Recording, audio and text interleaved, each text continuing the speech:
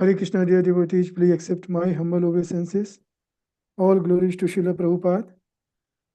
I welcome all of you to His Holiness Chandramauli Swami daily class.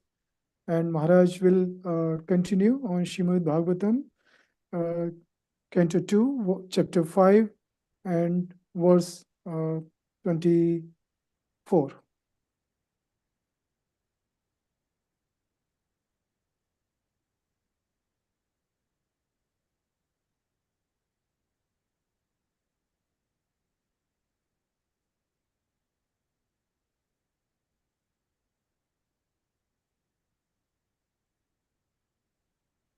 I will just wait for Maharaj to come back.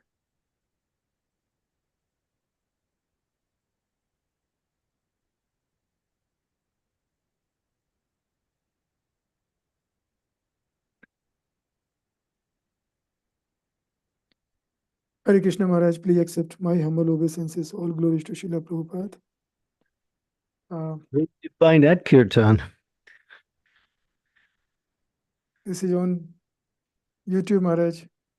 That's an old one. That's Bhakti Sangha Yes. in Ukraine.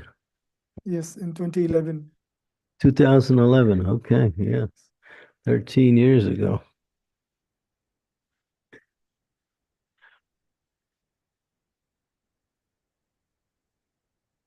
So as Maharaj I mentioned, we are continuing on Srimad Bhagavatam, Canto 2, Chapter 5, verse 24.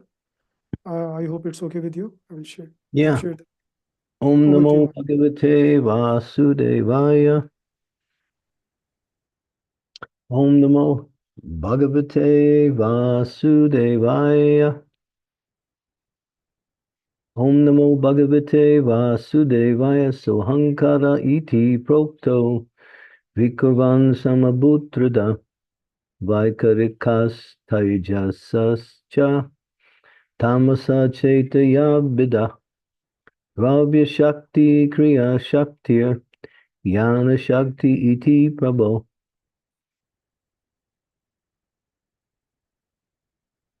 The self-centered materialistic ego, thus being transformed into three features known as the modes of goodness, passion, and ignorance in three divisions, namely the powers that evolve matter, knowledge of material creation, and the intelligence that guides such materialistic activities. Narada, you are quite competent to understand this. Brahma is speaking to Narada. So listen up, this is very technical, scientific. Materialistic ego, or the sense of identification with matter, is grossly self-centered, devoid of clear knowledge of existence of God. Read it again. Materialistic ego of the sense of identification with matter is grossly self-centered, devoid of clear knowledge of the existence of God. Devoid, that means complete. And this self-centered egoism of the materialist living entity is the cause of their being conditioned by the other paraphernalia and continuing their bondage of material existence. So this is the beginning of our sojourn into the material world, materialistic ego.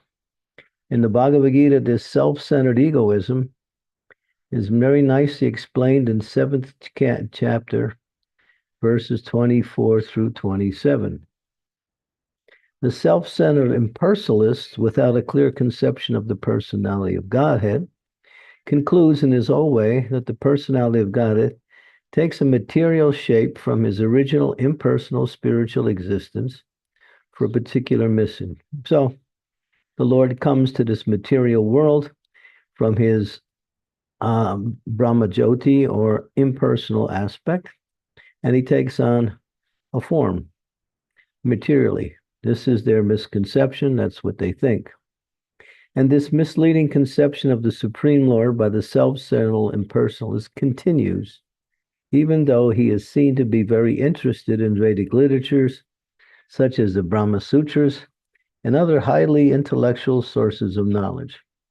So they're intelligent, they go for the Brahma Sutras, highly intellectual knowledge, still they remain ignorant. This ignorance of the personal feature of the Lord is due simply to ignorance of the mixture of the different modes. The impersonalist thus cannot conceive of the Lord's eternal spiritual form of eternal knowledge, bliss, and existence.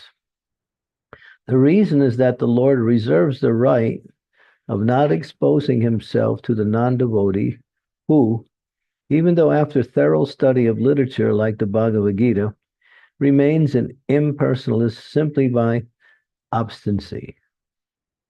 This obstinacy is due to the action of Yogamaya, a personal energy of the Lord that acts like an aide-de-camp by covering the vision of the obstinate impersonalist.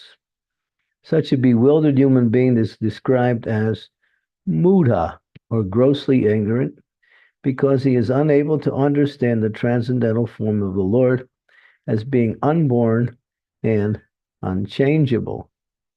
If the Lord takes a form of material shape from his original impersonal feature, then it means that he is born and changeable from impersonal to personal.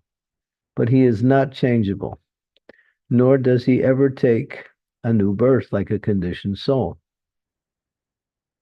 The conditioned soul may take the form of birth after birth due to his conditional existence in matter, but the self-centered impersonalists, by their gross ignorance, accepts the Lord as one of them because of the self-centered egoism, even after so-called advancement of knowledge in the Vedanta. Bring it up. Keep going. Go to the end of the purport. Bring it all the way up. The Lord, being situated in the heart of every living entity, knows very well of such conditioned souls in terms of past, present, future. And the bewildered conditioned soul can hardly know him in his personal form. By the will of the Lord, therefore, the impersonalists, even after knowing the Brahman and Paramat features of the Lord, remain ignorant of his eternal personal feature as the ever-existing Narayana, transcendental to all material creation. The cause of such gross ignorance is constant engagement by the materialistic man in the matter of artificially increasing material demands. The cause of ignorance is absorption in the three modes of material nature. Therefore, one cannot understand anything beyond the three modes, or even within the three modes, because they're constantly bewildered by these three modes. To realize the personality of Godhead as supreme, one has to purify the material senses by devotional service. That means one has to come to spiritual senses. The mode of goodness, or the Brahminical culture recommended in the Vedic literature, is helpful to such spiritual realization, and thus the Jnana Shakti stage of conditional soul is comparatively better than the other two stages of Drava Shakti and Kriya Shakti. The whole materialist civilization is manifested by a huge accumulation of materials, or in other words, raw materials for industrial purposes. And the industrial enterprises, Kriya Shakti, are all due to the gross ignorance of spiritual life. In order to rectify this great anomaly of materialistic civilization, based on the principles of Drava Shakti and Kriya Shakti, one has to adopt the process of devotional service of the Lord by adopting the principles of Karma Yoga mentioned in the Bhagavad Gita 927. Yat karosi yaranasi yat jahosi dadasi yat tapasi tu konteya tat kurusha mararpanana. O son of Kunti, all that you do, all that you eat, all that you offer and give away, as well as all the austerities that you may perform, Krishna says, should be done as an offering unto me. Umagyan timidandasya jana salakaya chaksun militam yena tasmai Sri Gurave Namaha Sri Chaitanya Manobhistam Staptitam Yena Bhutale Swayam Rupa Kadammayam Dadati Swapadantikam Nama Om Vishnu Padaya Krishna Prastaya Bhutale Srimakte Bhakti Vedanta Swaminiti Namine Namaste Saraswati Deve Gauravani Pracharine Nirvisesa Sunyavari Pastyatya Desatarine Vanchakalpa Taruvescha Kripa Sindhu Revacha Itanam Pamanebhyo Vaishnavebhyo Namaho Namaha Jai Sri Krishna Chaitanya Prabhu Nityananda Sri Advaita Gadadhara Srivasari Gaur Bhaktivinoda Hare Krishna, Krishna Krishna, Hare Hare, Hare Rama, Rama Rama, Hare Hare. So, the materialistic ego manifests itself as self-centered by the initial descent of the conditioned soul in the material world. So when we hit the material world, we carry with us this false sense of identification. And therefore, there's no knowledge or no clear existence of God. And because of that, and due to the association of these three forms of material energies, namely goodness, passion, and ignorance, namely the powers that evolve matter, knowledge of material creation, and the intelligence that guides such materialistic activities, namely powers that evolve matter, ignorance, knowledge of material creation, passion, and the intelligence that guides such materialistic activities, that is goodness. Now, these three categories make up the trapping illusion that the conditioned soul is under. And therefore, they can never understand God, nor can they understand their own identity. Here, Prabhupada makes a very interesting and elaborate description of how ignorance is so pervading that even after studying the truthful Vedantas, a class of people known as the impersonalists, Mayavadis, impersonalists, remain ignorant and think mistakenly in terms of their own position. And they relate that when God comes to the material world, he comes into a form that is matter. Before then, he has no spiritual form. He is just an all-pervading energy.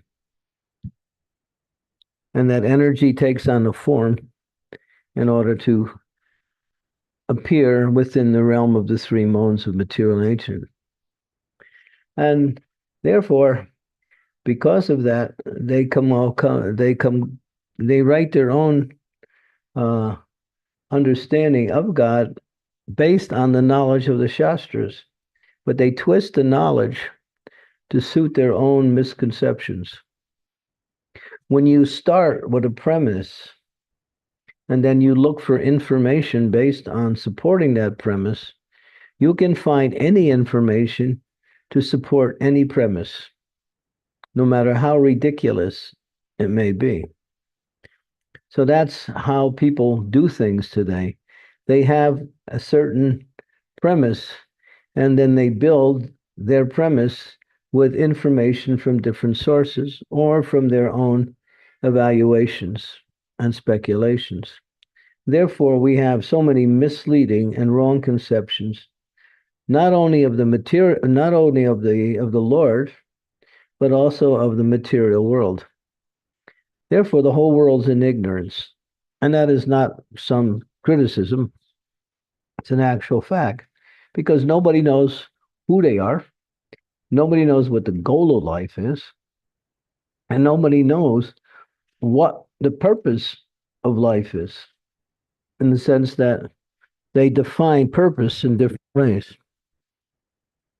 People will come up with their own purpose for life and make it sound very philosophically intellectual and sell books.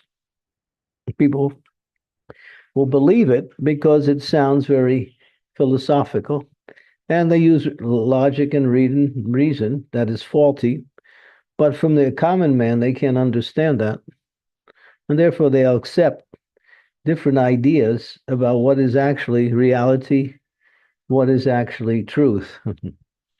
And therefore the stores are full of books that are all based on illusion.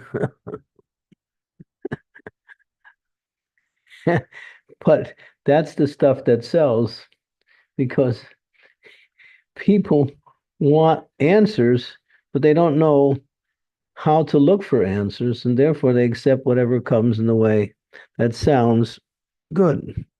I remember when I was young, before I joined the Hare Krishna movement, I mean, even way before I joined, I used to read a lot of books, and then I would find one book, and that particular philosophy and idea and way of life sounded so interesting, I would adopt that.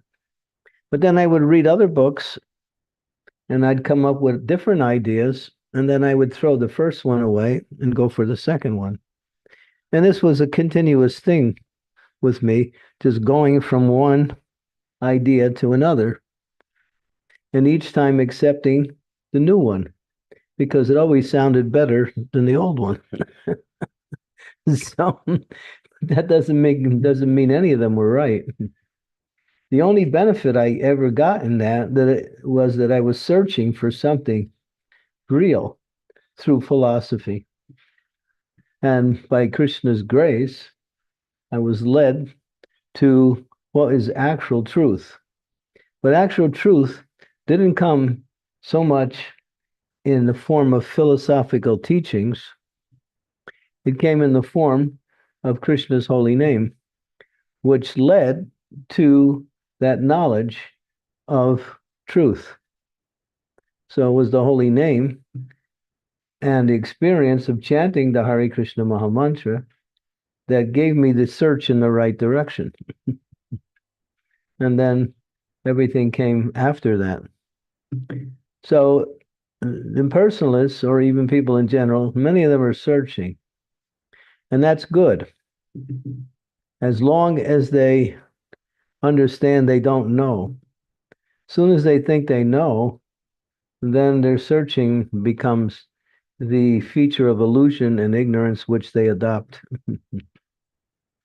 And then they waste time, energy, and struggle unnecessarily. So here, there's a class of people who think that they have the answers, and that is the impersonalists. They give so many reasons. They say, God, if you formalize God, if you put him into a form, you're limiting God, because form is limited and all-pervading is unlimited. Therefore, God must be all-pervading because he is unlimited. But they compare material form to spiritual form, in which material form is limited, but spiritual form, Krishna's form, contains everything in existence within that form. All knowledge, all truth, all of the energies that make up both the spiritual and the material worlds. So spiritual form is not limited, but material form is limited. And therefore, they equate spiritual form with material form and come up with these, when we say false ideas or wrong ideas like that. Go up the page a little bit.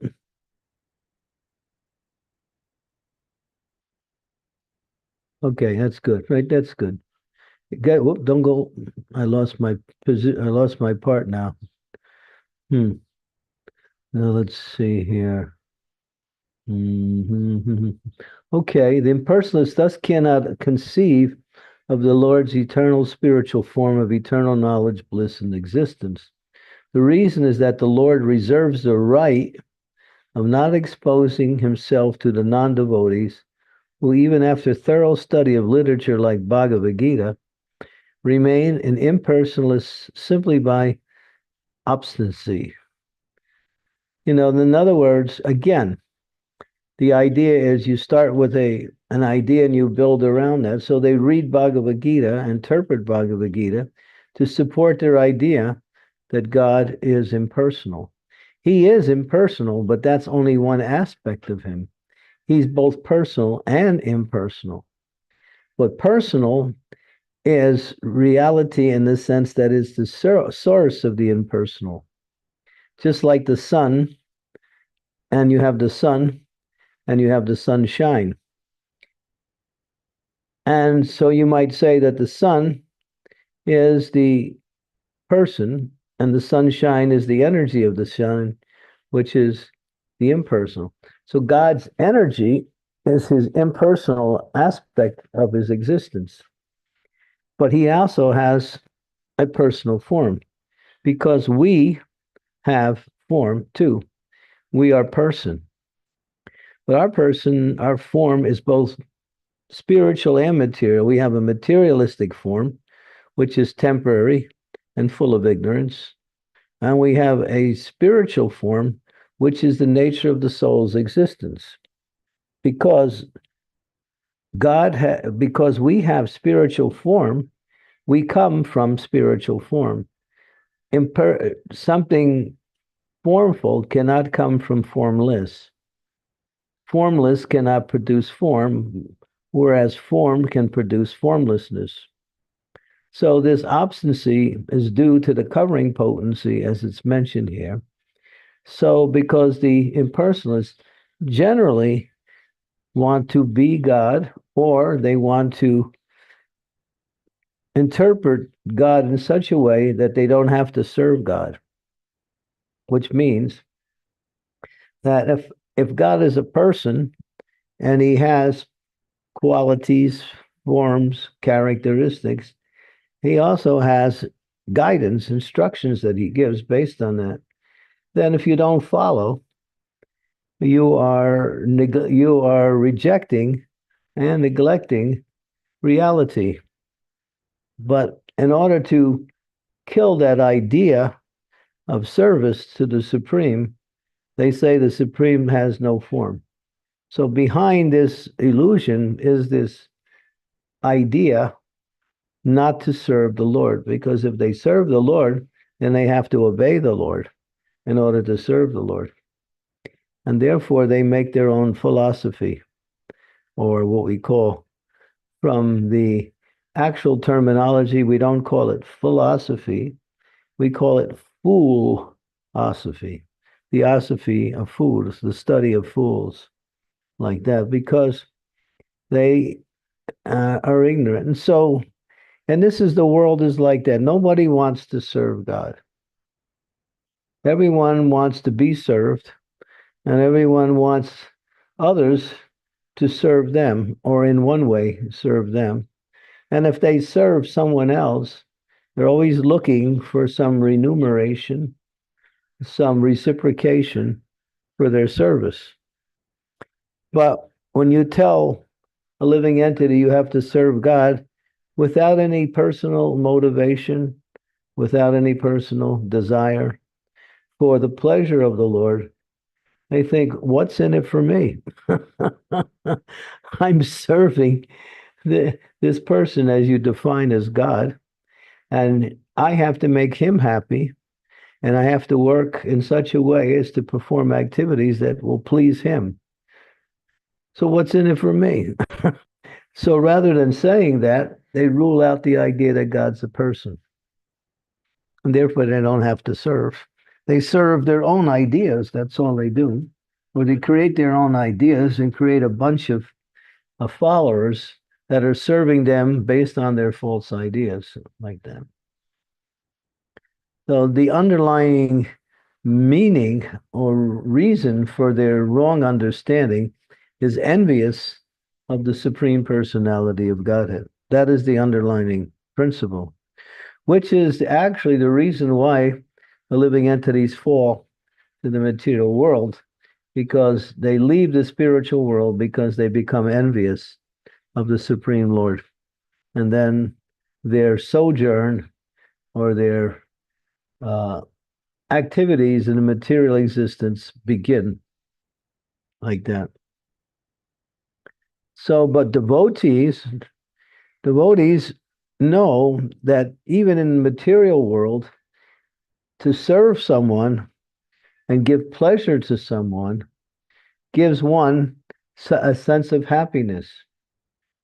Although it may be small, still there is some sense of happiness and satisfaction when you do something for someone and they become benefited by that, or they become pleased by that.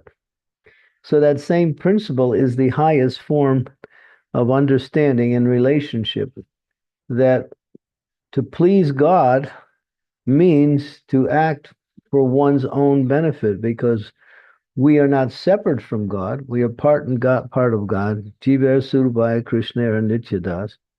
Therefore, when we serve God and please God, we're doing the highest thing for our own benefit, because we receive all of the mercy of God in different forms, such as happiness, freedom from material suffering, transcendental knowledge, and awareness of the nature of the Supreme Lord Himself.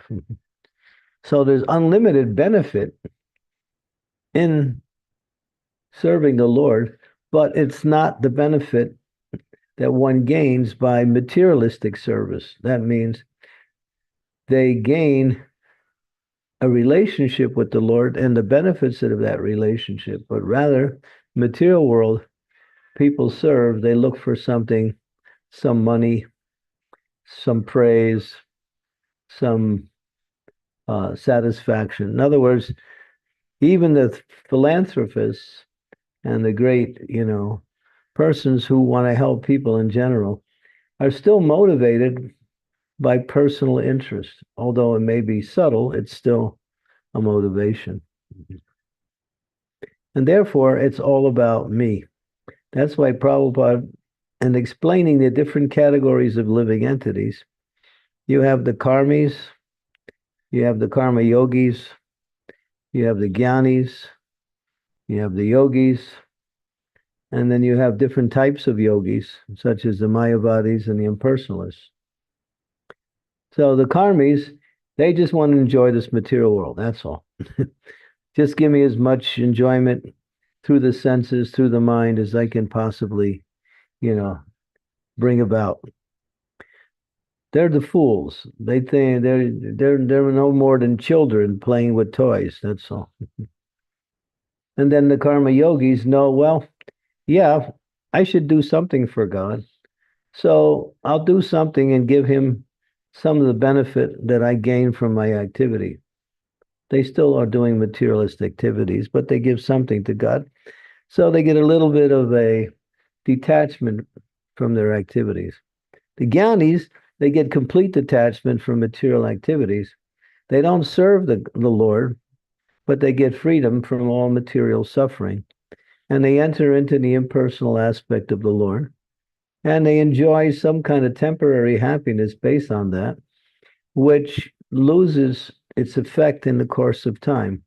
And then again, aruna krichena, padam padam padantiyada, they fall down again, going back to the materialistic ego again and start all over again after being elevated to the high platform of Brahman realization.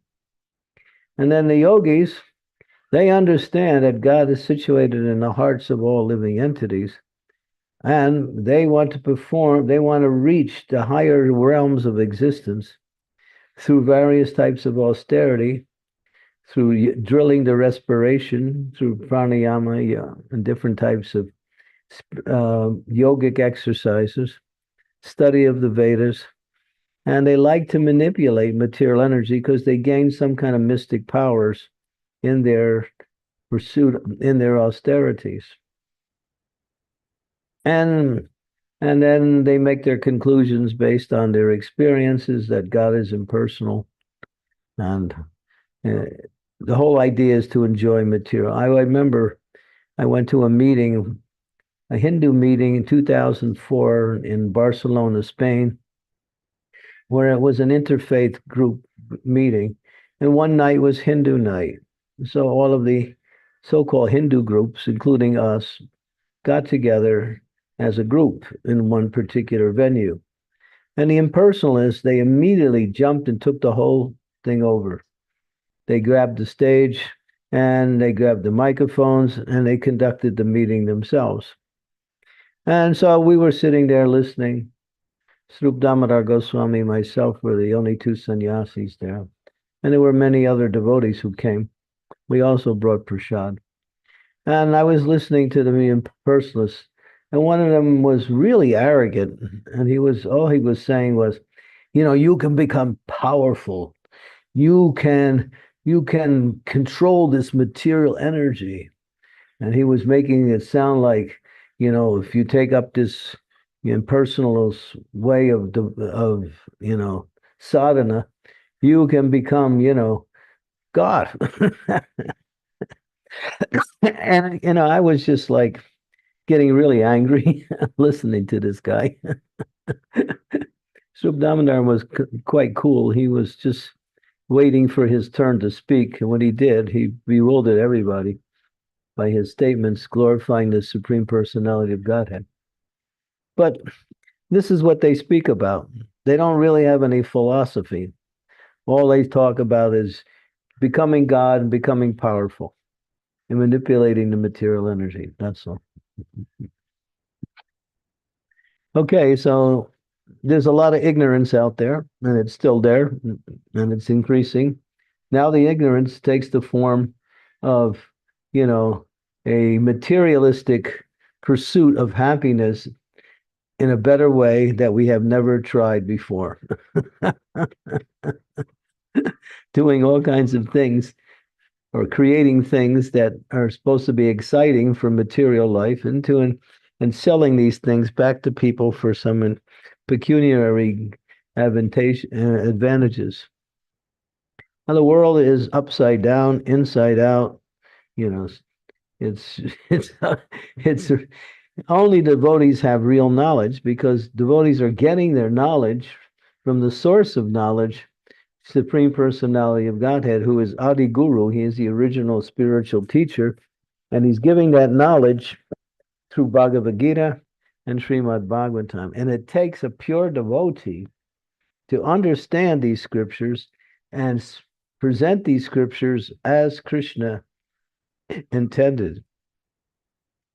That's why Prabhupada said, we have created Bhagavad Gita as it is, and not Bhagavad Gita as I think it should be, or Bhagavad Gita according to my understanding, or Bhagavad Gita according to this understanding, that understanding. And Prabhupada said, as soon as we put out Bhagavad Gita as it is, we had some sincere followers. Before then, people were using Gita simply to increase their materialistic success in life. And you can do that with scripture too. You can see scripture in a way that will help you to become a better materialist. There are people who read scripture in order to become better materialists so they can manipulate the material energy more effectively, at least temporarily, anyway.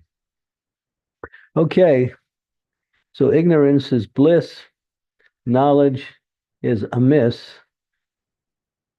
So therefore, we have to, as devotees, learn this philosophy and be able to clearly explain it anytime, any place, in any situation. Because we cannot be defeated by anything because we have real and true knowledge. It's up to us to learn that knowledge and learn how to present that knowledge in a way that is clear and understandable. Okay.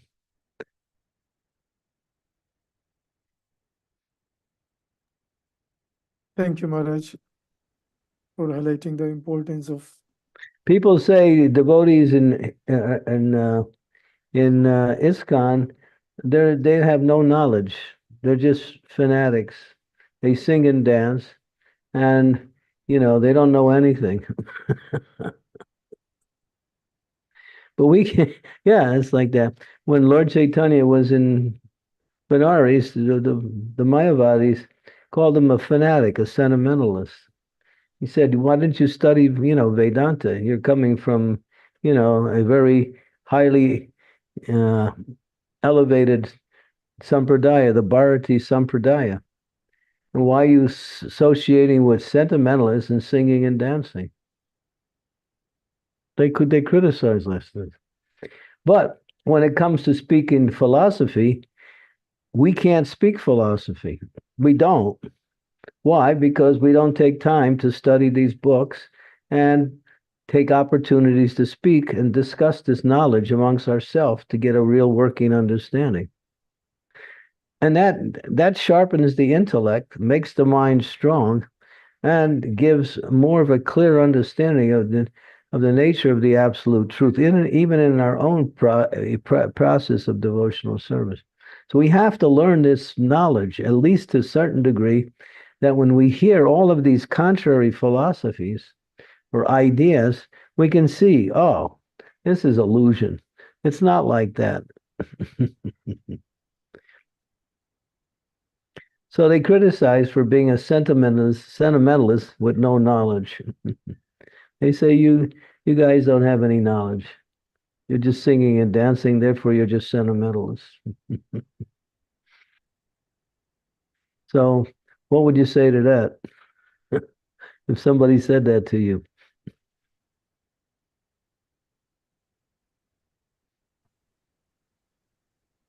So Sri Devi.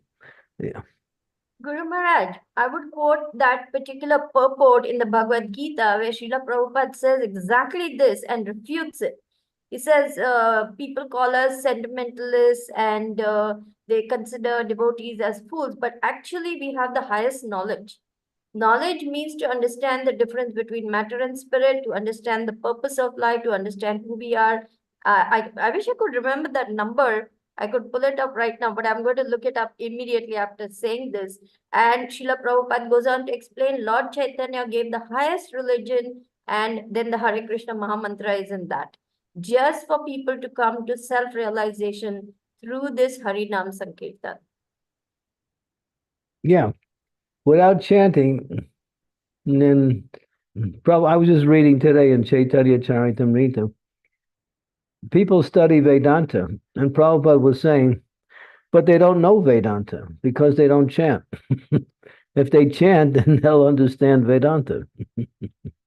We can understand Vedanta because we're chanting. Chanting opens up the knowledge of the scriptures. Not only is in the glorification of the Lord, but it awakens transcendental knowledge, just like Lord Chaitanya says. What is it?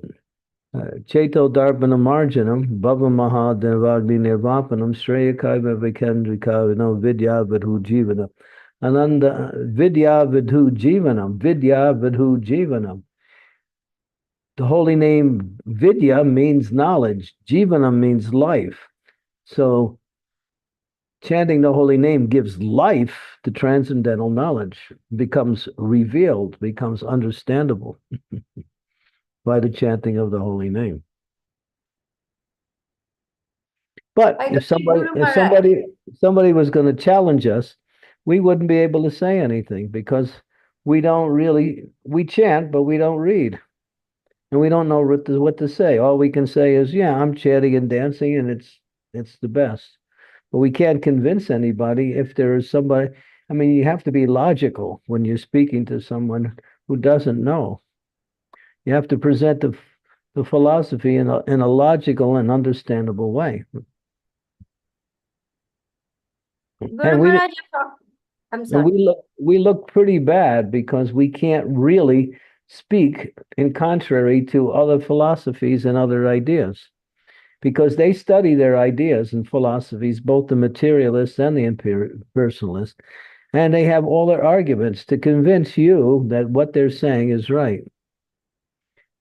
But we have the knowledge, but we can't present it. Why? Because we don't study it and we don't understand it, how to present it. In contrary, and we have to come up to that standard. Prabhupada said, devotees have to be able to speak at any time in contrary to whatever is being presented in any time, in any place. I mean, if you have to go to school, you have to learn the philosophy. You have to learn the lessons, because the test will come. And if you don't know the lessons, at least you memorize, the answers, and then you get the answers when it's time for the answers to be answered. But life, we have to live life based on this knowledge. We have to see things through knowledge. We have to understand things through transcendental knowledge. And we have to be able to express transcendental knowledge at any time, any place, in any given situation, and not be defeated by, because people in the material world are expert at speaking. But devotees don't practice that. So we have to practice. It's nice to get together, read a passage in some book, Bhagavad Gita or Srimad Bhagavatam, one verse, sit there and just discuss it and try to understand it deeper and come up with the ideas that if you are presented with the opposing ideas, you know how to respond to that without getting bewildered, without getting lost, without getting defeated. So we should be able to do that. They criticize us for being very, sentimentalists, fanatics, but basically no knowledge. They say all you guys do is sing and dance. Guru Maharaj, I found that particular purport in which all these very things are being explained by Srila Prabhupada and refuting that we are naive sentimentalists, we just sing and dance. It's 10:11 in the Bhagavad Gita. Well, 10, 11? Now, okay, all right. I'm going to ask. Now, don't say what the verse is. How many know verse 10, 11 in the Bhagavad Gita? 2. Out of all the people online, just 2 of you know 10, 11. Can anybody quote? Just the translation, even if you can't quote the Sanskrit. This verse is one of the 4 most important verses in the Bhagavad Gita.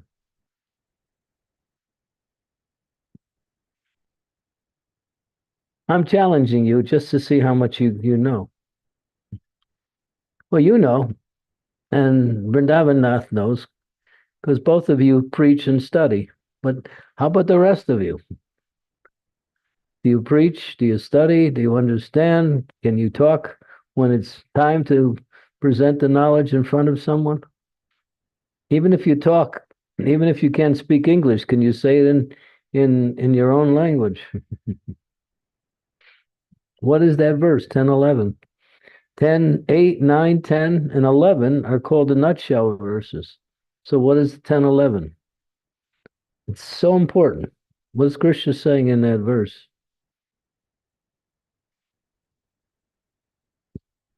Evanu kampartam aham jnana cham tamaha nasyayam atma bhavasto jnana dipena pasvata. I, dwelling within the heart, destroy with the shining lamp of knowledge the darkness born of ignorance. Krishna says, I destroy that ignorance simply by the power of your devotional service. He doesn't. He gives knowledge. Okay. So we should know this understanding and not just, hear it in one ear and out the other. Should write these classes are meant to inject spiritual knowledge so we can understand it, take notes, reread it, listen to the class again, get an understanding. If you can know one, Prabhupada used to say, if you can know just one verse in the Srimad Bhagavatam, you can be fully self-realized.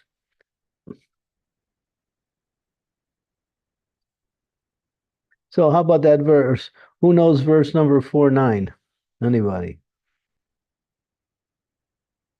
Sri Devi? I know that. Vrindavanath, you know 49, right? This Jan Karm Chame Divyam, Guru Maharaj?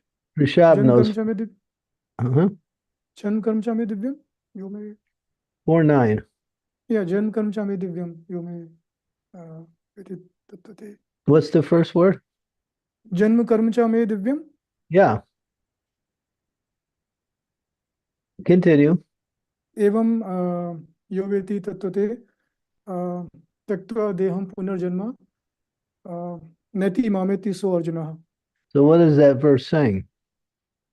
It's saying like one who understands my transcendental situations, my nature, my birth, my transcendental activities, they don't need to come back in this world, in this material world again. So Krishna says, if you know my birth and activities in this world, this qualifies you to go back home, back to Godhead.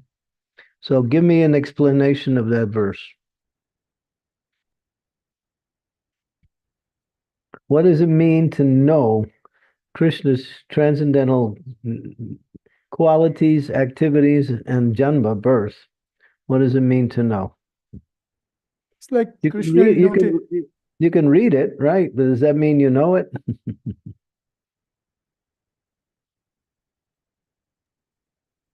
Vrindavanath, continue.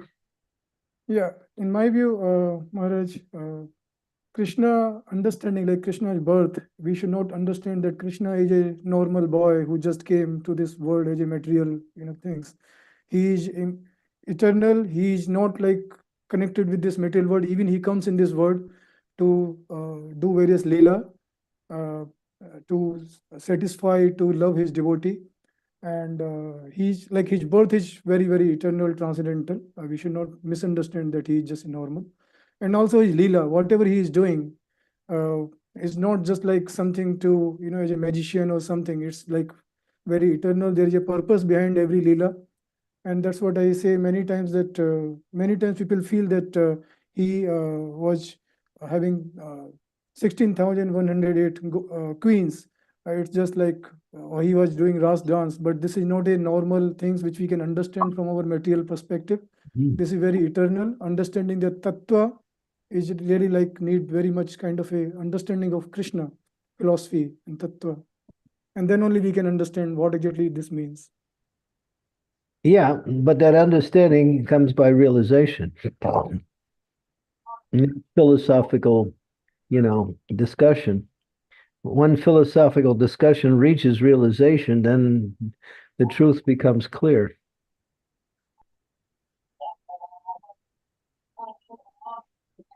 We have faith that whatever Krishna says and Krishna does is true. But in 9.3 in Bhagavad Gita, it says there's 3 levels of faith. Those who have faith, but if they're challenged, they can't really, defend that faith, and they're defeated by outside arguments. Then there's the second level of faith where their faith is stronger, and if they're defeated, they don't give up. They still have faith. The first one may also give up because their faith is so weak. And the third one, they're never defeated in any situation, and everything is clear. Their faith is based on full transcendental knowledge. So we want to come to that platform of having our faith is certified by transcendental knowledge or truth, and not simply by, oh yes, I believe it. Well, people say, well, you can believe anything. Does that make it right? We have to show it has value. And Krishna consciousness can be explained in a logical way, at least in terms of argument. Complete understanding requires an entrance into the process of Bhagavad Gita. I mean, into the process of Bhakti Yoga. Yeah.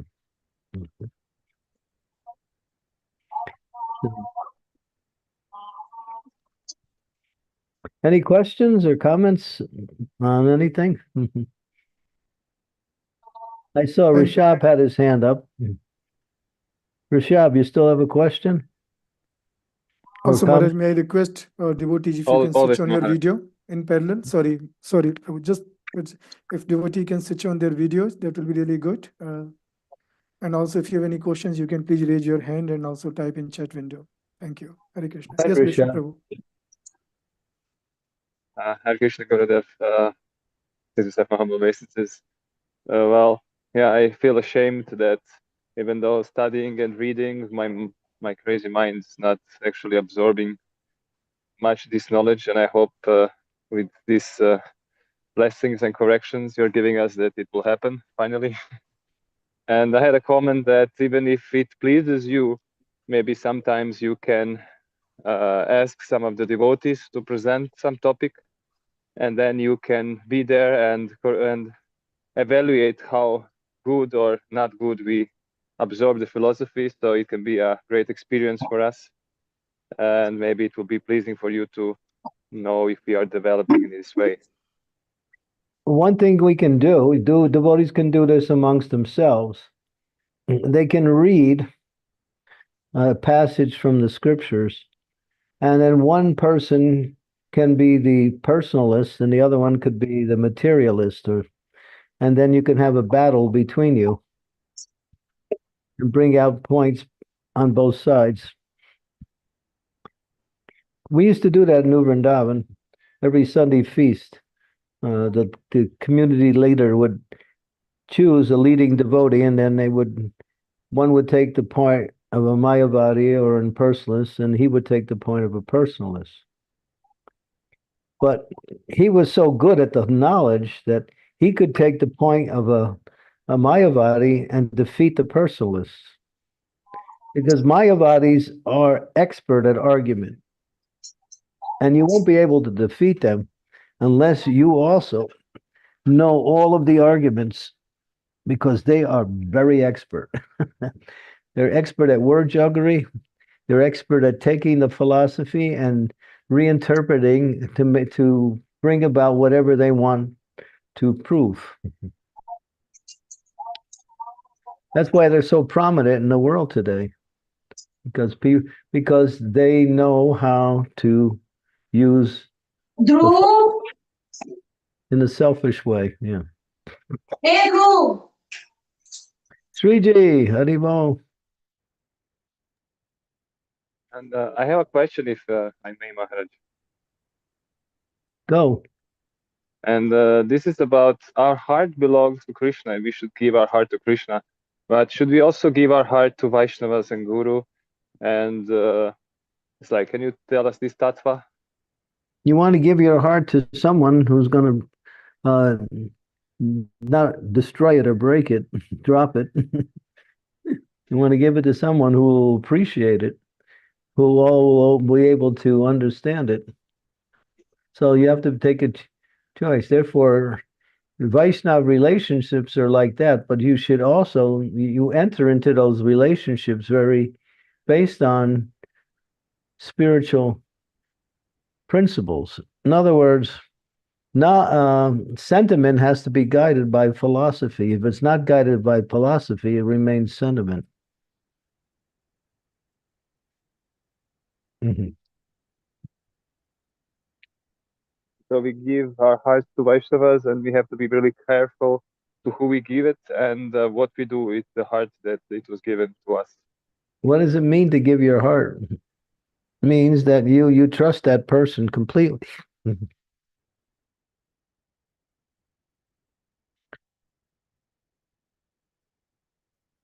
That person is qualified to receive your heart, which is very dear to you. So you have to evaluate that before you make that move.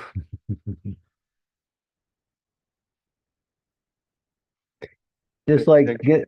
getting married, when you're looking for a partner, you're looking for that person you can give your heart to. But so many people may come along, but it's that one person you want to give, that you want to give your heart to. So there has to be some trust there.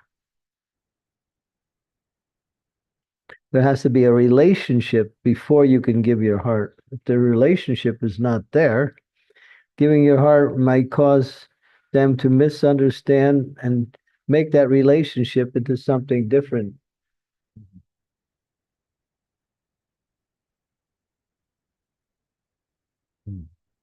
Rishabhanu and Kirtida, question.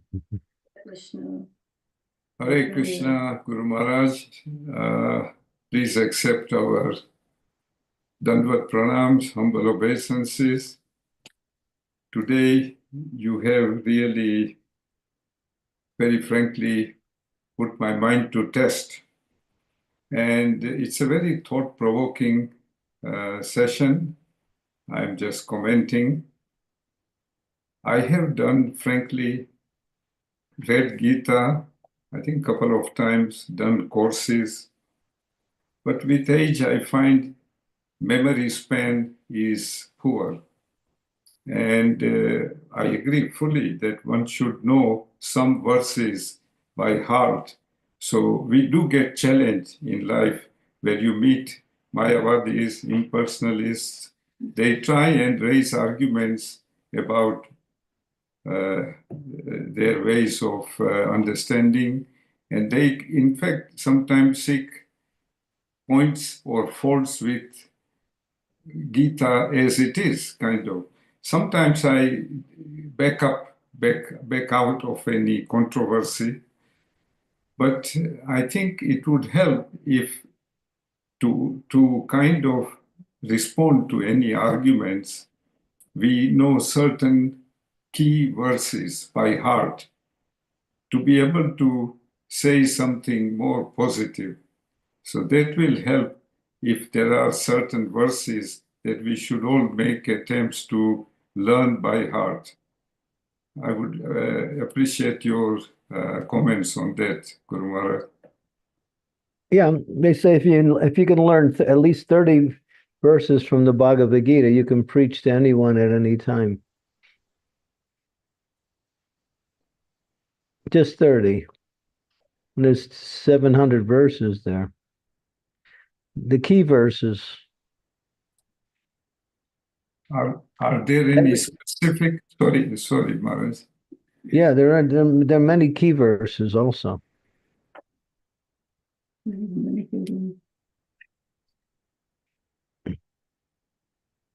Every chapter, usually you find, some chapters you find more, but some chapters you find at least one or two key verses that should be understood.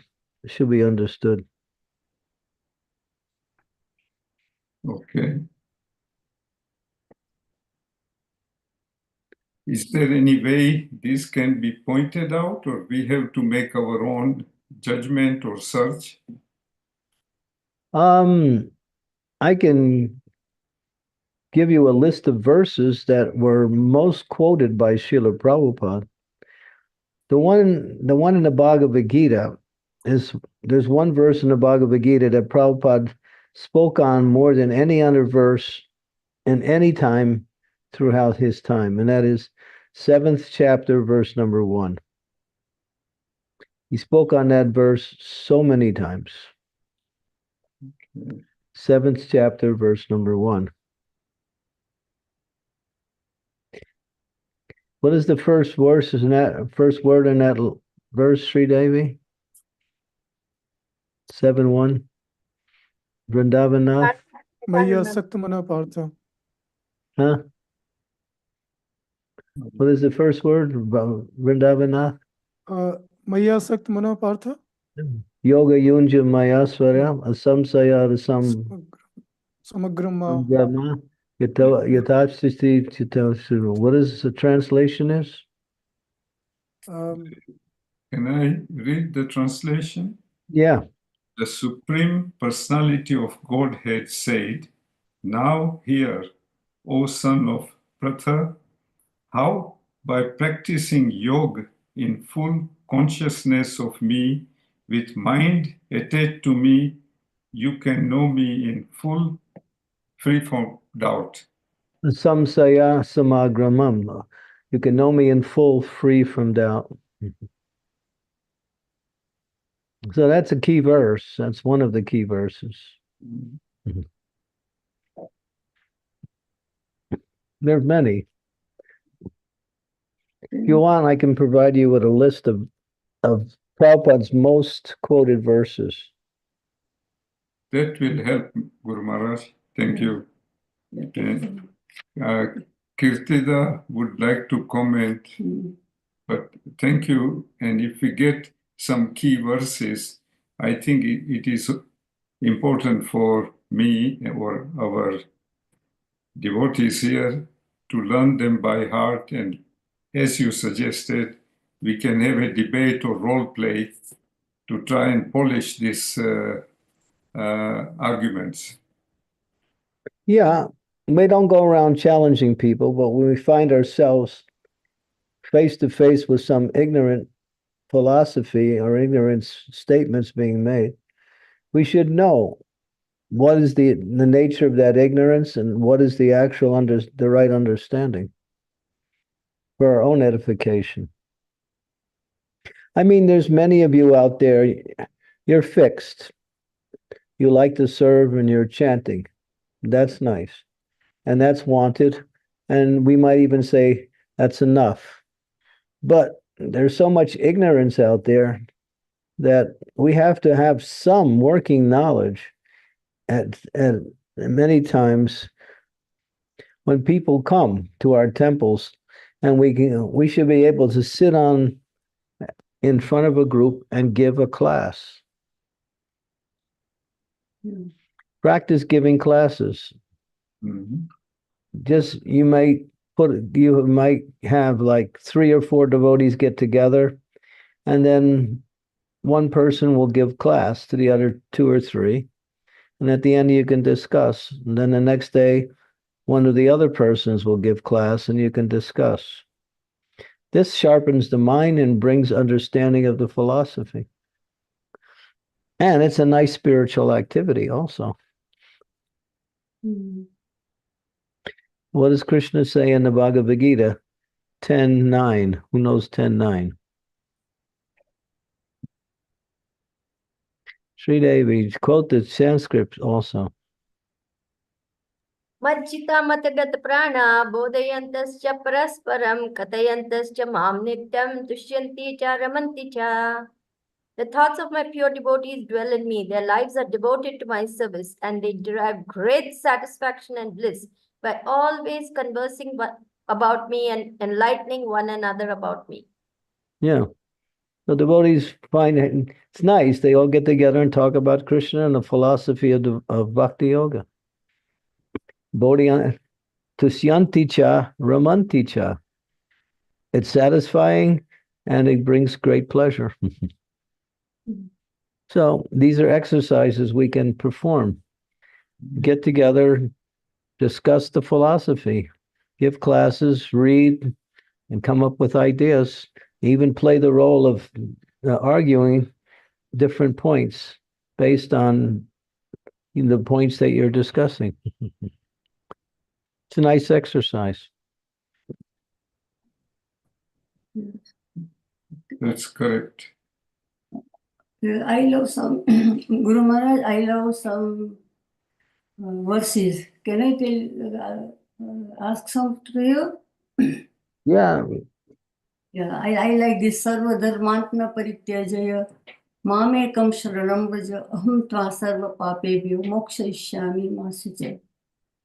Krishna says, all forget about it. I don't explain you properly, but and then If you can paraphrase the idea, then that's fine. Just give the idea.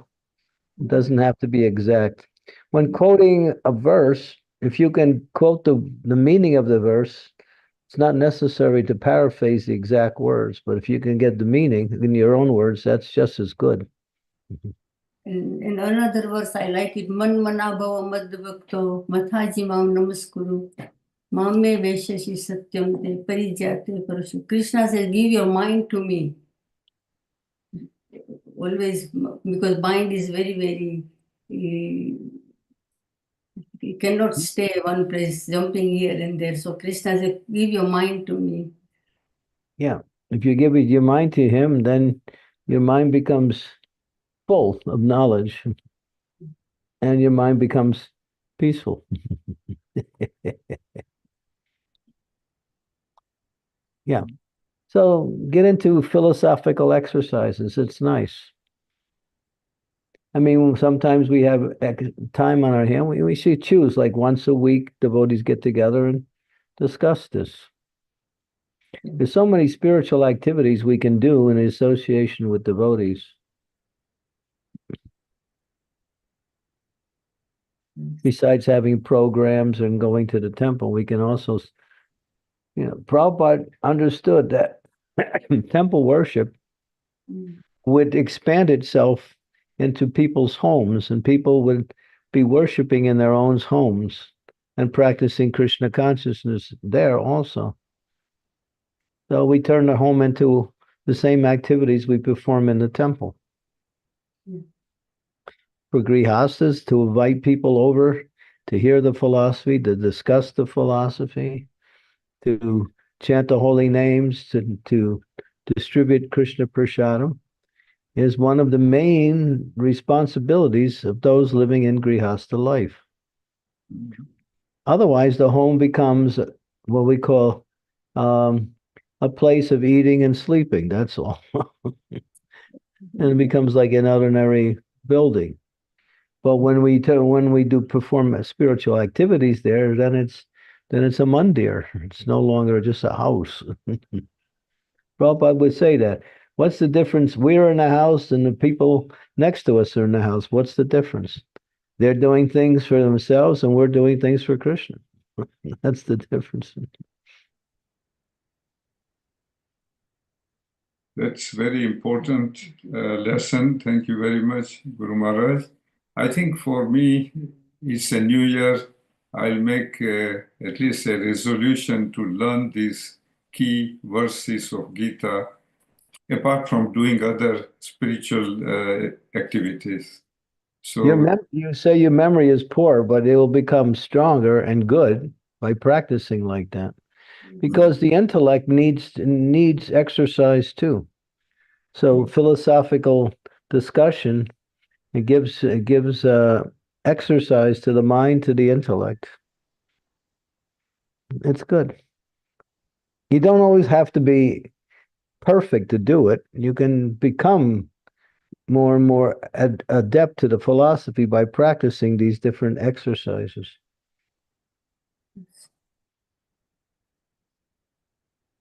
that's very, very helpful comment. Yeah, to sharpen the mind. Bala, come on, give us some insight. We're lost here. Oh, Guru Maharaj, you make fun of me, Guru Maharaj. I'm nothing. Can I comment, Maharaj? Yeah, please. First of all, please accept my humble obeisances. All glories to you, all glories to Srila Prabhupada, and all glories to Vaishnavas everywhere. I had the wonderful fortune of joining the Zoom call as you were chastising us. It was beautiful. Thank you for that mercy. I don't have an excuse. I've had an year and a half to study the Gita. I've read it throughout once, and that's it. And then I moved on to other things. I'm reading other things. But the way I talked to my friends. I had a large corpus of friends that came from my previous birth. You know what I mean? Like before pre-Krishna. And they are all very curious about why I gave up drinking, why I gave up, addictive substances, why I'm doing this. And I have to tell them something. And the way I tell them is, I tell them the principles of Vaishnavism So that is my minimal and understanding. So I tell them, you're not the body, you're the soul. Your soul is a little piece of Krishna. It is the size of the hair divided by 100,000 times twice, and then it's a little piece of Krishna, but it's not as powerful, obviously. So you don't think you're Krishna. Be careful. And then you're deluded because this powerful Krishna is in there, and it wants everything. That's why you want everything, because your Krishna wants everything. And if you do not point your soul to Krishna, you will do crazy things. And that's what I tell them, Maharaj. I don't know if that understanding is. It's basic. Yeah. Basic. It can lead to more, philosophical understanding, but it's basic. Right. Yeah. But some people need to be convinced by intellect. Mhm. If Yeah. a person's convinced by intellect, they're convinced. Yeah. If they're convinced simply because they don't know, then they're not convinced. Yeah. And one other thing that I found from my limited experience is that a daily strong spiritual practice, ours is fantastic. But even if because one of my friends, she's a doctor, she said, "Oh, I get up early in the morning and after bath, I light a lamp." I said, "Good for you. But I don't know if that constitutes sadhana. Like if you just stand before God, forever God, and use like 30, 40 seconds. So daily spiritual practice, and I recommend, of course, Hare Krishna Mahamantra and joining us. Yeah. Today I went to, I'm in Pune. We have 2 temples. I stay at NVCC, and there's another temple, which was the first temple. So I went there this morning to give class, and on my way out, I met this one gentleman. They introduced me to him. He had a beard all the way down to his chest. He had a turban on. He was old, and he had hair all over the place. He looked like somebody that just came from the Himalayas. And they said he has read Srimad Bhagavatam 7 times. Wow. So I tested him. I said, quote the last verse in the Bhagavatam. Not that he only quote it, he quoted it so fast, like the wind, and gave the translation also. I mean, if you look at the guy, he looks like, he's just some Babaji who might be smoking a hookah pipe or something. Yes. But the guy was brilliant, Yeah. Yeah. So we want people like that. We don't have to have a beard down to our chest, but we want some intellects who can, at any time, at any place, explain what we're doing in a very convincing and philosophical manner. Yes. By quoting Shastra. Not only quoting Shastra, but showing where people are attached and how their attachments are simply leading to greater forms of ignorance. That's all. If you're so intelligent, why aren't you happy? Yes. When we say that. Okay. Yes. If you're so intelligent, why aren't you happy? Yeah. Maharaj, that is something I say. Prabhupada gives this example. A man will come up to him and say, you intelligent? And he'll look in his pockets to see how much money he has. And if he doesn't have any money, that shows he's not intelligent. Prabhupada use that example. Yeah. Because if you're intelligent, you'll have money. Yeah. Yes. Okay, what were you going to say?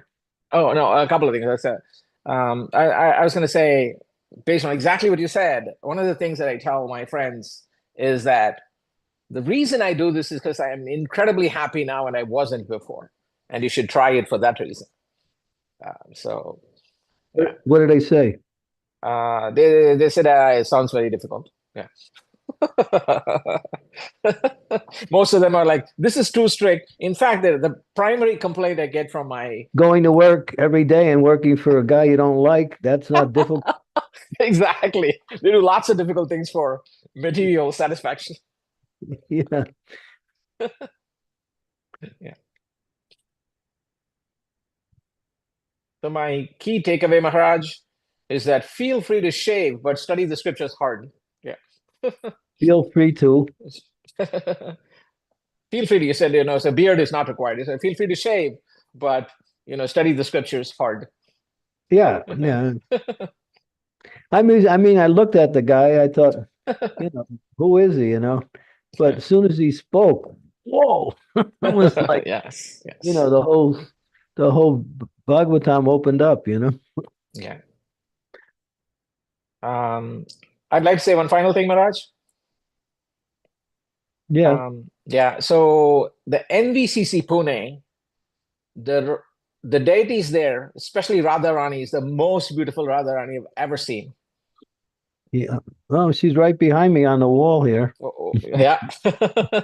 Yes. Incredibly beautiful. That's the Radharani I look at when I pray in my phone. Yeah. Someday I hope to see it in person. Yeah. And Krishna in Farmington Hills looks a lot like Krishna here. Mm-hmm. Yeah. Yeah.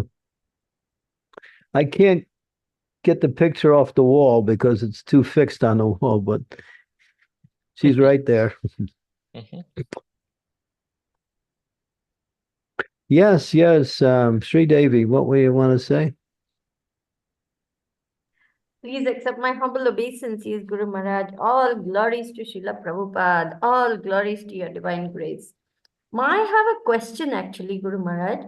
I want to know that this impersonalist philosophy, somebody must have begun it. They have their parampara, how it got manufactured like that. So I want to know how it all began and how this, this complete illusion and complete delusion and complete nonsense philosophy, how it has proliferated like this. Easy. They misinterpret the scriptures. They read, but they don't understand, and then they come up with wrong conclusions or limited conclusions. For instance, nirguna. So what does nirguna mean? What's the word nirguna mean? Without qualities. Right. So guna means qualities, nir means without. So it says the absolute truth is nirguna. So they take that the way it is. But without the commentary of the acharyas, or those who actually know, nirguna means without material qualities. So unless you know that, you're defeated by their understanding. They say, it says, or they say, for instance, what is that statement? What is that statement? Brahma is, Jada is two, Brahma is one. What is that?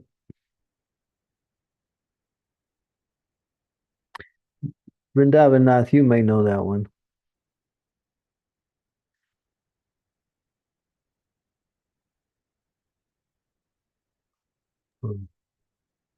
Brahma, not Brahma Sakya, not Brahma Sakya Jagat Mitram. That's another one they misinterpret. Brahma Satyam Jagat Mitram.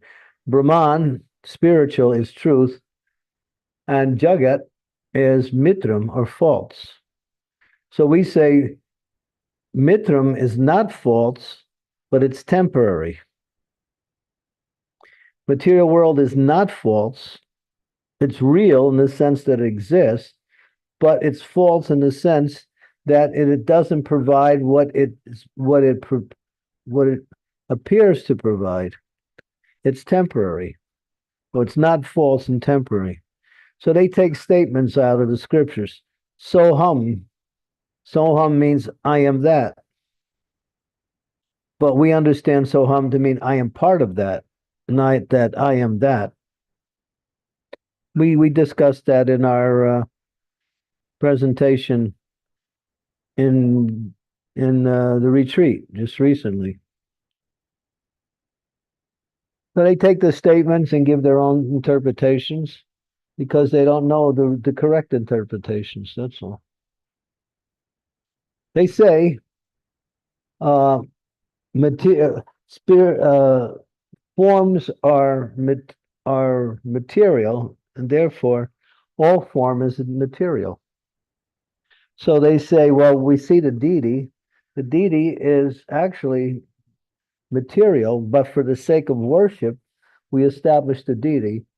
And then the purpose of worshiping the deity is to go beyond the deity into the impersonal energy. So we use the personal to go to the impersonal. That's how they interpret it. They chant, they also chant the holy name, but they say the chanting is to bring you beyond the chanting, where you will go into the impersonal understanding of the absolute truth. So they say the forms are all created in order to go beyond the forms. So this is how they reinterpret the scriptures in their own way. But Lord Chaitanya says, Mayavadi Krishna aparadhi. The Mayavadis are offenders to Krishna because they think Krishna's form is material. Therefore, it's temporary. Therefore, it has a purpose, but to go beyond the form into the impersonal, formless. I mentioned earlier, they think form is limited and formless is unlimited because material form is limited. Therefore, they apply the same thing to Krishna. But Krishna doesn't follow that same understanding. His form it contains all of the energies and all of the personalities of the absolute truth within it. Lord Chaitanya has given it Nija Sarva Shaktis. All of the energies, everything is in the form of Krishna. So his form embodies all truth, both personal and impersonal.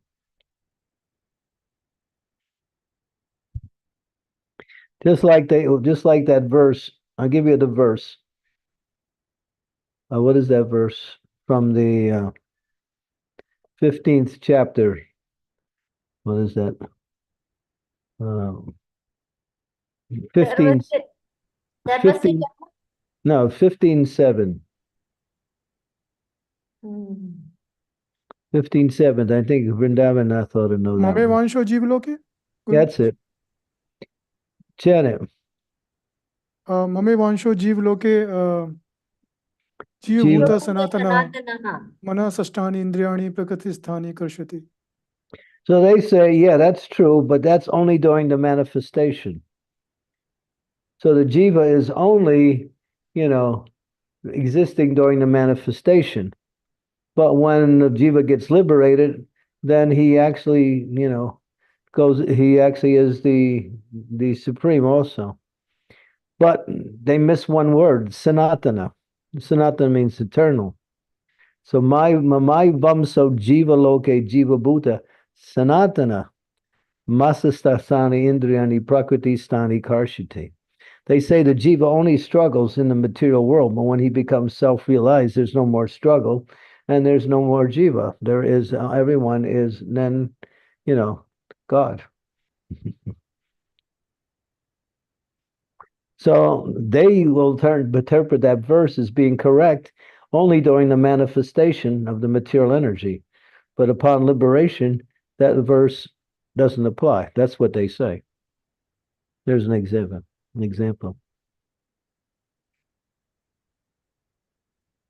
Eko Brahma Vidyanasti. What is that one? That's the one. Eko Brahma something Nasti. That Brahman is one. And so you can't divide Brahman into two. So when you say there is a little Brahman and a supreme Brahman, it's like we are Brahman and God is Brahman. So they say how you're fractionalizing the absolute truth between individual and supreme. Brahma is one. You can't divide Brahma because spirit is not divisible. Therefore, it's just an illusion that the jiva doesn't think they're Brahman, or they think they're a separate Brahman. But Krishna explains in the Bhagavad Gita that this relationship is eternal. What's that verse in the Bhagavad Gita? Second chapter, verse number 20.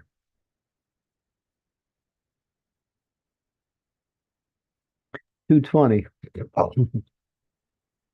न जायते मियते न जायते वीरते मा kadachin nayam bhutva na bhavuya ajo nitya shashvato yam parano ahanyate hanyamane sarire. Is that it? Yes, Maharaj. So what is the translation? Let me just get Maharaj. Just. For the soul, there is neither birth nor death at any time. He has not come into being, does not come into being, and will not come into being. He is unborn, eternal, ever existing, and primeval. He is not slain when the body is slain.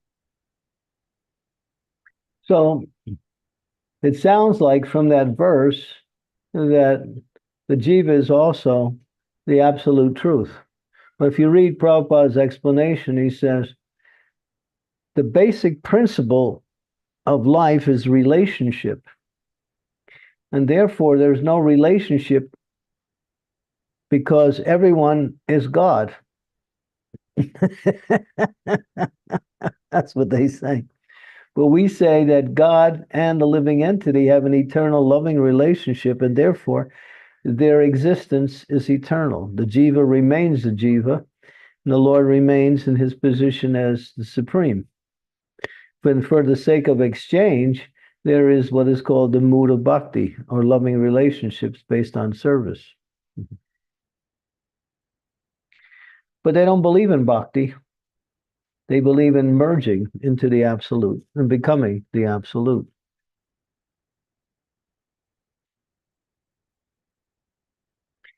Therefore, you see, most of the impersonalists, when you meet them, they're miserable. They study scripture, but they have no idea of relationships.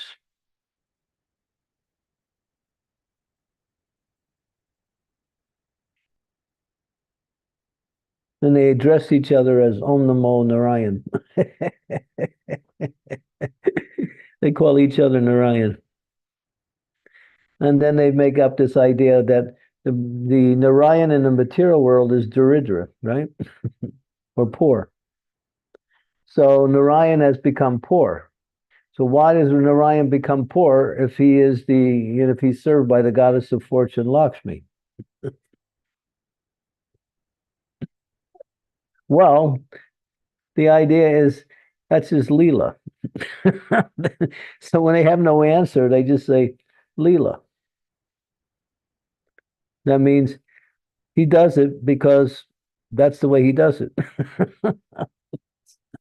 But why would the Supreme take the position of a beggar?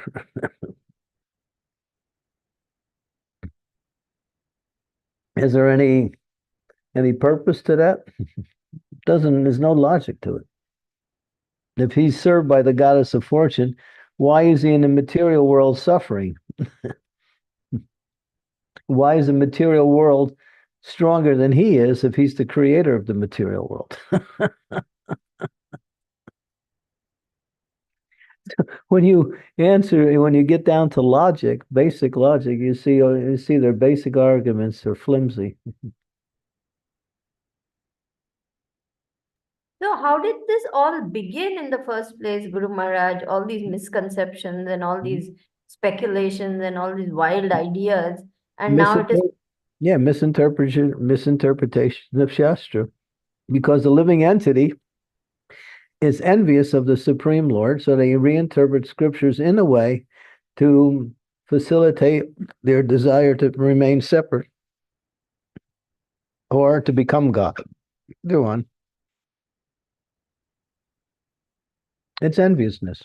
That's the cause of the living entities falling to the material worlds, is enviousness. And we keep that enviousness as a feature in everything they do, like that.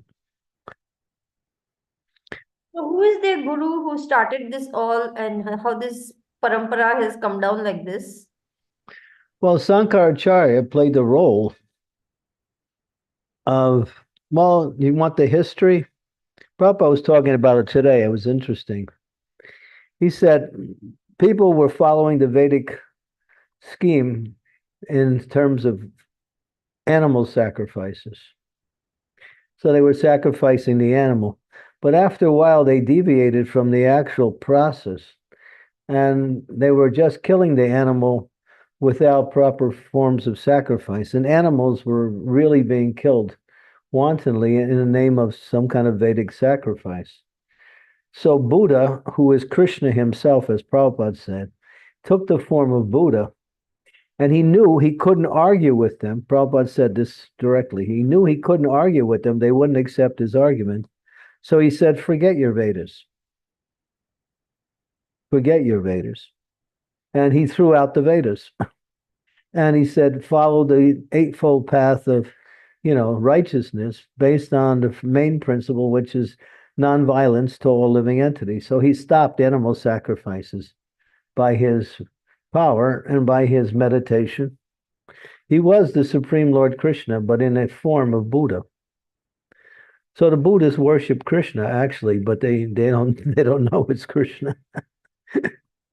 So, but then Buddhism spread everywhere throughout India, and then it became very strong that people were rejecting the Vedas. So to bring people back on the Vedas, Sankaracharya, who was Lord Shiva himself, came and started speaking about monism and brought people back on the principle of the Vedas, that the absolute truth is one.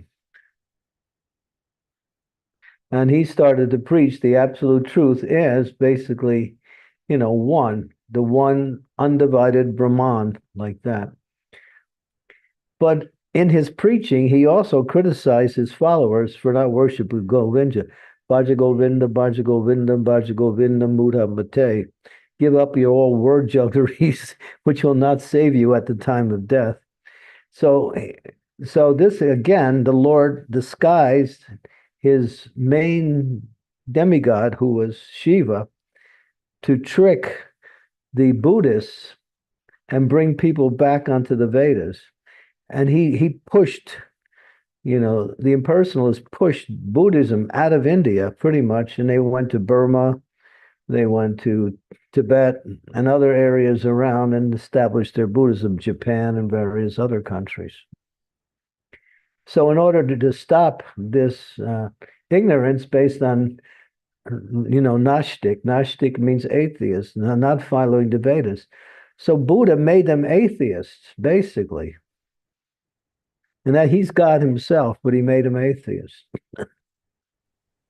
Just to be compassionate to the animals, because the animals are spirit souls also. And they are so sons of the Lord. So to stop this wanton killing of animals in the name of Vedic sacrifices, Buddha pretty much rejected the whole idea of Vedas. That's why he's called Gnostic, atheist. But he established worship of himself as the principle based on what is called these highly developed moral principles. Kindness, like that, was the first thing to all living entities, various other good qualities in the mode of goodness. But Shankaracharya had to come and get people back on the Vedas, and he drove Buddhism out of India, and he established from the oneness point of view. So impersonalism spread under Sankaracharya. But he also said, what's that verse? Who knows that verse? He's talking to his wife, Parvati. What's that verse? Where he said, Mayavadam Ashat Shastram. That's it. Say So it. Karthik Chand Prabhu is also here, Maharaj. He just wanted to speak. He was saying in background. Who Karthik Chandra's there? Yes. Go, good. Now we get some real understanding. So what's that verse? Mayavad. Mayavadam Ashat Shastram Prachannam Bauddham Uchyate. So this Lord Shiva is telling Parvati Devi that this Mayavad is Asat Shastra. It is not Sat Shastra, it is not real scripture. It is superimposed artificial scripture. And Prachannam Bauddham, it is only covered Buddhism. So, like you said, Maharaj, the Guru Parampara of Advaita school is very interesting. We have, of course, Shankaracharya, and his guru was Govindapad. And Govindapad Acharya's guru was Gaudapad. And Gaudapad has written Mandukya Karika, in which he has used Buddhist terminologies. So it is a very well known fact that he was a Buddhist convert to Vedic philosophy. So Gaudapad, who is the Param Guru, Guru's Guru of Adi Shankaracharya, was originally a Buddhist, later on gave up Buddhism, adopted Vedic philosophy, but he substituted zero with infinity. So he substituted nothingness with Brahman, and everything else remains the same. I recently gave a class at the Manor where we discussed the Advaita philosophy in its entirety and did a comparison of how Advaita is nothing but covered Buddhism. I'll send you the link, Maharaj, later on. Yeah, But, please, yeah. but also when you mentioned things like, the Bhaja Govindam prayers, for instance. Now, in one sense, it is very clear. Bhaja Govindam, Govindam, Bhaja Mudhamate. You fool, Mudhamate, you foolish person, foolish consciousness. Bhaja Govindam, worship Govinda. Sanprapte sannihite kale nahi nahi rakshati dukrina karane. So in Panini Dhatu Path in Sanskrit, there is different dhatus, roots of different words. There are 2,000 of them. One of the dhatu, one of the root is dukrin, which means karane. So that is one of the very famous, you can say, root that is mentioned. So there was one old man, he was chanting the dhatu part, and Shankaracharya was going to the Ganga. He sees the old man, very intently chanting Dukrina Karane. He must be in his 90s. And Shankaracharya, on the way back, because he didn't want to do any another disrespect for the old man, just while passing by, he, not directly addressing him, but he just says, Bhaja Govindam, Govindam, Bhaja Mudhamate, Sanprapte, Sannihite Kale. When to attain the time, Samprapte, when you attain, Sannihite Kale. When the time is up, when your breath is going to be pulled out of your body, Nahi Nahi Rakshati, then nothing will protect you. Not your Dukrin Karane, the rule that he was chanting will not protect you. Now it is very interesting, Maharaj, how the Advaitins explain this verse. Like you mentioned, I've been listening to this with Sriji Sundari for the last 25 minutes, Maharaj. So, like you mentioned, we certainly think that he directly ordered Bhaja Govindam, means worship Govinda. But the Advaita interpretation is very interesting. The Advaita interpretation is twofold. First interpretation is they are not, even if Shankara said Bhaja Govindam, what he really meant was worship that which is within Govinda, which is the Supreme Brahman. That's the first interpretation. Second interpretation, they say, is that when he said Bhaja Govindam, Govindam Bhaja Mudhamate, he was thinking of his guru, who has realized that he is Brahman, Govindacharya. He has realized, Govindpadacharya, he has realized that he is Brahman. So what he's saying is just think of how Govindpadacharya has realized the Brahman. Think of him and worship him. So these are the two interpretations they give. Actually, I like the idea of having that debate of playing a devotee and a Mayavadi. I can play a Mayavadi Maharaj and you can smash me to pieces. We can do a seminar online debate. I can dress up like a Mayavadi and come. I think I'm more Mayavadi than you are. Hare Krishna. But how do you respond to those two arguments by the Advaitins? So both these arguments can be responded in three ways, Maharaj. The first is the word bhaja is used.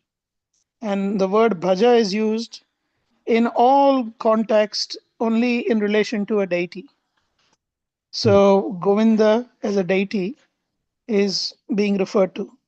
Once that is established, we then have to establish, like you quoted 15:7, Mamai Vamsho Jiva Loke Jiva Bhuta Sanatana. So the living entity is separate, the Lord is separate, the Supreme Lord is always the Lord. But like you also quoted, from a Mayavad perspective or a Advaitin perspective, by the way, they don't like calling themselves as Mayavadis. And actually, there is a reason why we call them Mayavadis. I will mention this in a moment. But the first counter is the grammatical counter. The second counter is that the Supreme Lord, Govinda, is being mentioned, and he is supreme. He is the only one worthy of worship, nobody else. That's why he repeats 3 times. Now, Srila Prabhupada quotes from a commentary of Viveka Chudamani, which is one of the premier works of Shankaracharya on his Siddhanta, Mayavad Siddhanta. Srila Prabhupada quotes, Sadhakanam hitarthaya Brahma rupena kalpana or Brahma rupasya kalpana, which means in the Advaita philosophy, actually everyone is Jiva, including Krishna, everyone is Jiva. But Krishna is a Jiva who has realized that he is Brahman. So he is treated as Ishvara. But if you realize you are Brahman, you will also be treated as Ishvara. So there's no difference between you and Krishna. So sadhakanam hitarthaya, only for the benefit of sadhakas who cannot imagine or understand this impersonal Brahman, just for their benefit, temporary benefit, brahmanah rupena kalpana. The imagination has been made, kalpana has been made, that this impersonal Brahman has a form, just for the purpose of meditation, facilitation of the sadhakas. The Srila Prabhupada quotes this many times. So we have to really bash the Mayavad philosophy. And the third point is that, like you already said, Maharaj, there is no, in the Shastra, we don't find the mention of 2 different kinds of Brahmans. The Parabrahma, and then there is what they call as the Brahman that is covered as Jiva. There is no such mention of 2 different kinds of Brahmans. There's only Brahman. So their false attribution of 2 Brahmans actually puts them into trouble. Actually, the other thing that puts them into trouble is very interesting about Maya itself. So, for example, if they say there is only one Brahman, Brahma is Advaya. Maharaj, you quoted this verse that Sarvam Khalvaidam Brahma or Advitiyam Advayam Brahma. Brahma is one. There is no duality in Brahman. Yeah, And Gnostic. then yes, and then when they say that Maya has covered Brahman, so Brahman is the only truth. So if Maya is covering Brahman, is this Maya true or not true?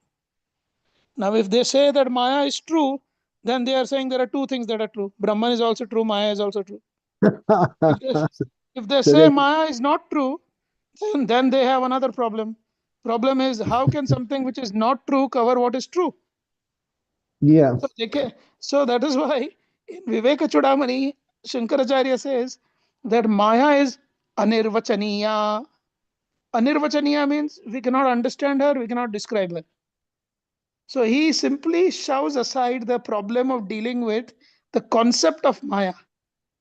He simply says, no, cannot be. Whereas we say as Vaishnavas, Maya is the energy of the Lord. And she is serving the Lord directly. And we are, spirit, soul, we are sparks. And the Lord is the fire, Vibhu and Anu.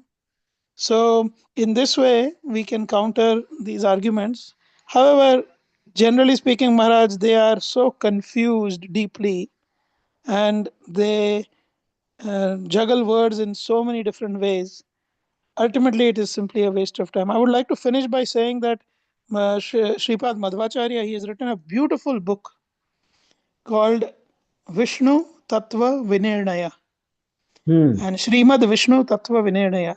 And in that book, it's a little known book. Never heard of it. not very well read and little known book. But in that book, he has a very interesting modus operandi. He takes different philosophies. So he starts with the atheist. He says, okay, atheists, they have these arguments. In 3 arguments, he finishes off atheists. Then he says, now let's deal with Buddhists. Then he finishes Buddhists. Then he says, let's get the Pashupatas. Then he argues the Pashupatas. Now let's get the Sankhyas. He argues Sankhyas. Now let's get the Yogikas, the follower of Yoga Patanjali school. He deals with them. Then he says, let's get the Jaina. He deals with the Jaina. Then he kind of counters all the possible philosophers. And at the end, he says, now I will deal with the Mayavadis. With the And what? then he goes on arguing for about 100 plus arguments he presents against the Mayavadis. And at the end, he says, actually, this philosophy is full of faults. I That's it. don't want to waste the time of the reader, and hence I will conclude the book now. This is how he finishes the argument. Is that? I guess that's one of his last publications, right? One of his later publications, yes. Hmm. So thank you, That would Maharaj, be- for a that would- wonderful. Well, thank you for clarifying all of these ideas that go on as truth in the name of truth.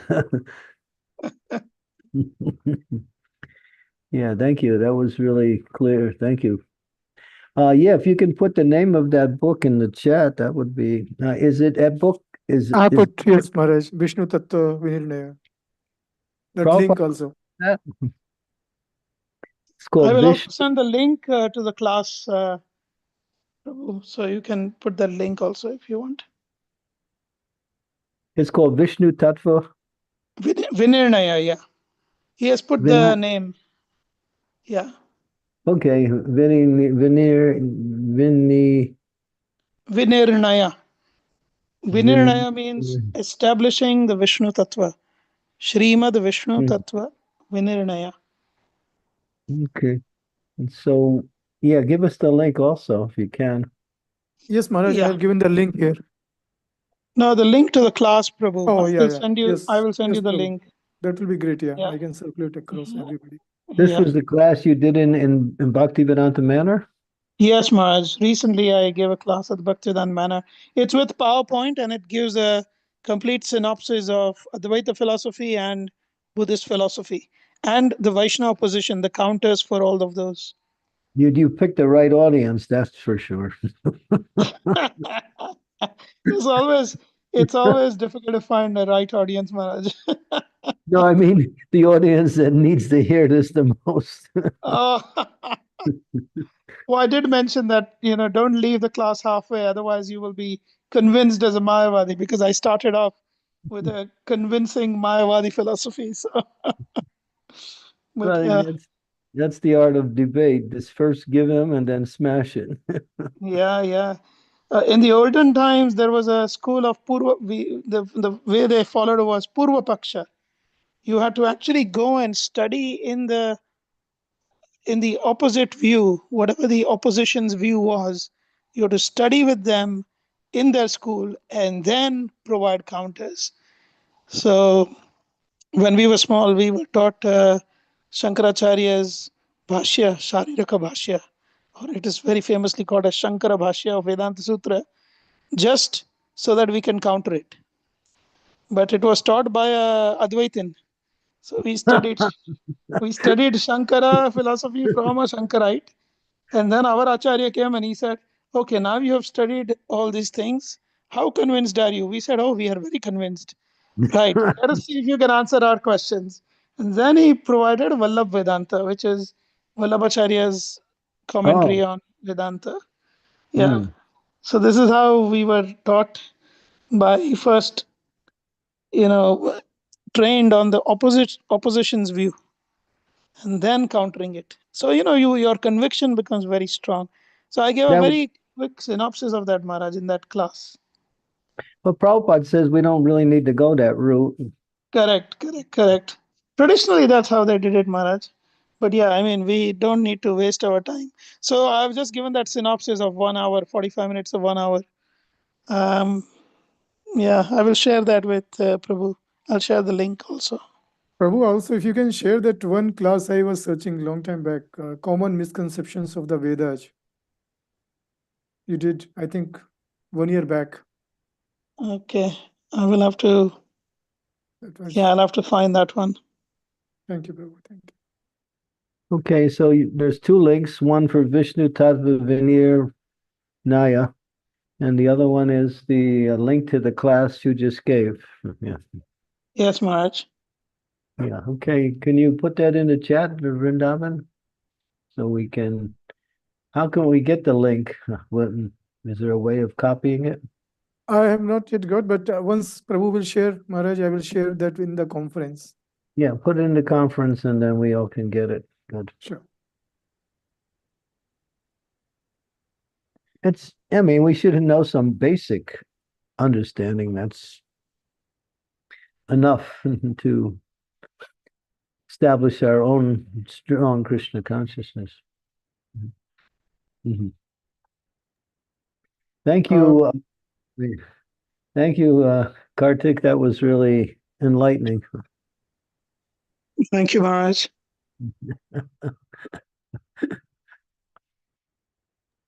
Okay, so I'm running out of time because I have to leave tomorrow morning really, really early and have many things to complete this evening. So we can stop here. Thank you, Maharaj, for this amazing, really nectarian today session. Also, Srimad Bhagavatam ki jai, Srila Prabhupada ki jai, all glories to assembled devotees. Hare Krishna. Thank you very much for today's class. Hare Krishna. Thank you. Guru Maharaj ki jai. Hare Guru Maharaj ki jai. Hare Krishna. Krishna. Dandavat Thank you very much. Dandavat Pranam, Guru Maharaj. All glories to Srila Prabhupada. All glories to Srila Prabhupada. Hare Krishna. Thank you. We'll see you.